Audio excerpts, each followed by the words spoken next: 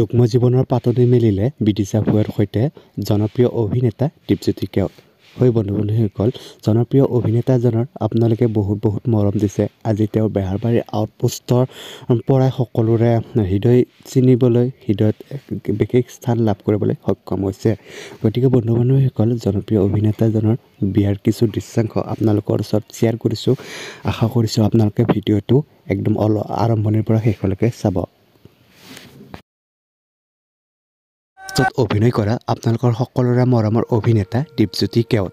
হয় বন্ধু-বান্ধৱীসকল, 2025 6 ফেব্ৰুৱাৰী তাৰিখে বিবাহপাশত আবদ্ধ হয় আৰু যুগ্ম জীৱনৰ পাতনি মেলিলে। তেওঁৰ পত্নীৰ নাম হৈছে বিদিশা ভূঞা। গতিকে বন্ধু-বান্ধৱীসকল, তেওঁৰ অলৰেডি আমি 2-3টা ভিডিঅ' শ্বেয়াৰ কৰিছোঁ। গতিকে তেওঁৰ কইনা আনিব যোৱা কিছু দৃশ্য আপোনালোকৰ ওচৰত শ্বেয়াৰ কৰিছোঁ। আশা কৰিছোঁ আপোনালোকে ভিডিঅ'টো আঁকোৱালি ল'ব আৰু যিমান পাৰে সিমান ভিডিঅ'টো শ্বেয়াৰ কৰি দিব। যদিহে ভিডিঅ'টো চাই ভাল পায়, প্লিজ এটা লাইক কৰি দিবলৈ একেবাৰে নাপাহৰিব।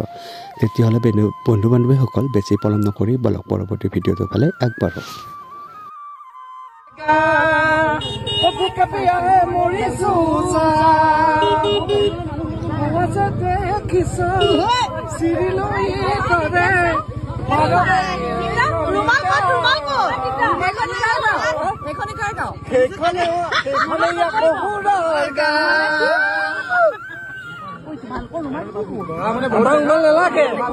কইনা কনফিউজ হৈ যাব।